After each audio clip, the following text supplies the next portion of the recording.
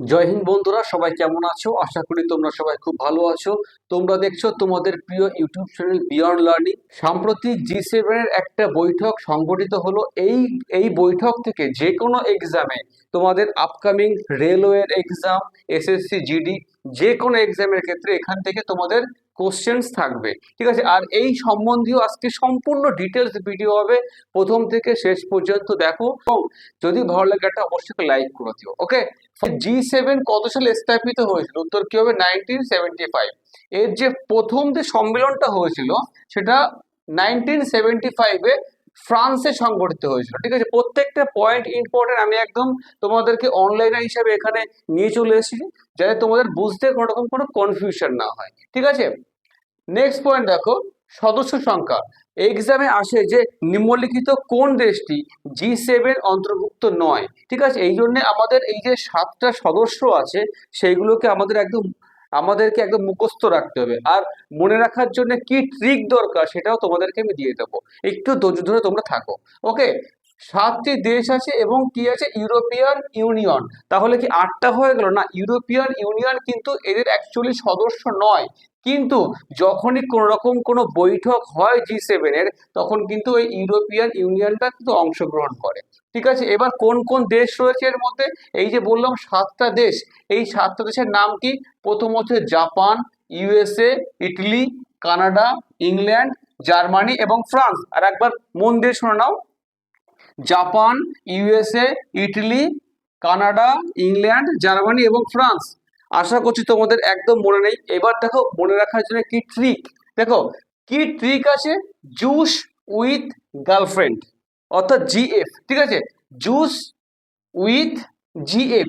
J for কি হচ্ছে? Japan, U for USA, I for Italy, C for হচ্ছে Canada, E for England, G for Germany, F for হচ্ছে France, ঠিক আছে? আর একবার মন দিয়ে শুনে নাও যে G7 এর যে সকল দেশগুলো আছে সেই দেশগুলো যদি তুমি মনে রাখতে চাও, তোমার কি ট্রিক মনে রাখতে হবে? Juice with GF. J for কি বললাম? জাপান, ইউ ফর কি বললাম? USA, I for Italy, C for Canada, E for হচ্ছে ইংল্যান্ড, জি ফর জার্মানি এবং এফ ফর কি? ফ্রান্স, ঠিক আছে? রাশিয়া কি G7 এর অন্তর্ভুক্ত, হ্যাঁ কি না? এখান থেকে দেখো তোমাদের একটু ভালো করে বুঝতে হবে যে রাশিয়া 2014 সালের আগে পর্যন্ত, ঠিক আছে, G8 এর।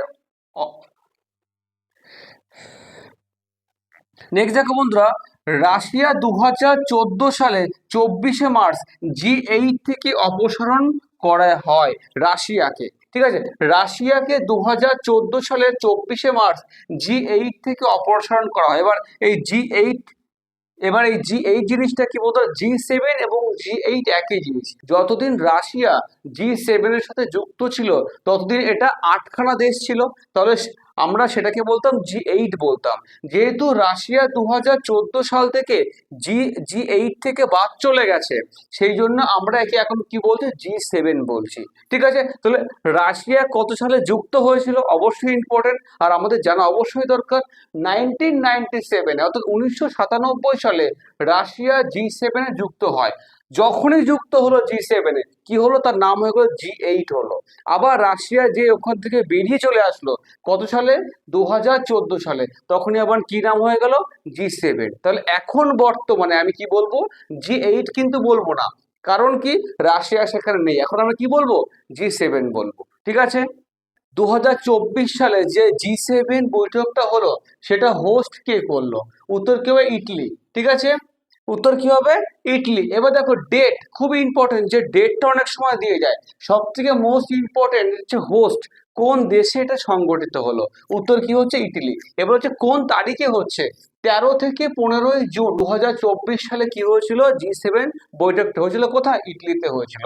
এবার দেখো এক্স্যাক্ট ভেন্যু, অর্থাৎ ইটলি তো অনেক বড় দেশ, এবার এক্স্যাক্টলি ইটলির কোথায় হয়েছিল? ঠিক আছে, অ্যাপুলিয়া নামে একটি শহর আছে। কি নাম? অ্যাপুলিয়া, ঠিক আছে? অ্যাপুলিয়া নামে একটি শহর আছে ইটলির, সেখানে কিন্তু এবার G7 বৈঠকটি হয়েছিল, ঠিক আছে? এবার দেখো ইটলির পিএম কে? আমরা সবাই জানি কি? জর্জিয়া মেলোনি, ঠিক আছে? এবার তুমি একটু জিনিস খেয়াল করে দেখবে যে G7 এর মধ্যে কিন্তু ভারত অন্তর্ভুক্ত নেই, ঠিক আছে, আমি যে 7টা দেশের কথা বললাম তার মধ্যে কিন্তু ভারতের নাম কোথাও উল্লেখ করিনি, কিন্তু G7 বৈঠকে আমরা দেখতে পেয়েছি যে মেলোনির সাথে আমাদের মোদি একসাথে মিলে কি হয়, মেলোডি, ঠিক আছে, একসাথে কিন্তু সেলফি নিচ্ছিল। সেটা এটা কিভাবে সম্ভব? যে দেশের G7 এর সদস্যপদ নয় তা সত্ত্বেও তারা একসাথে কিভাবে সেলফি তুলতে পারে? 2019 সাল থেকে G7 এর যতগুলো বৈঠক হয়েছে আমাদের ইন্ডিয়াকে আমন্ত্রণ জানানো হয়েছে, ঠিক আছে, এই জন্যে কিন্তু ভারত G7 এর অন্তর্ভুক্ত নয়। এক্সামে কিন্তু আসে যে ভারত কি G7 অন্তর্ভুক্ত?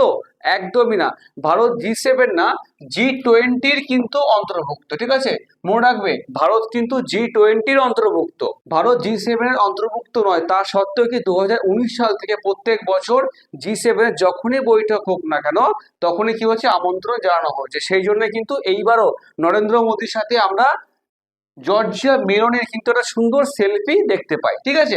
2024 সালে তো হলো ইটলিতে, এবার বলো 2025 সালে কোথায় হবে? উত্তর কি হবে? কানাডা, ঠিক আছে।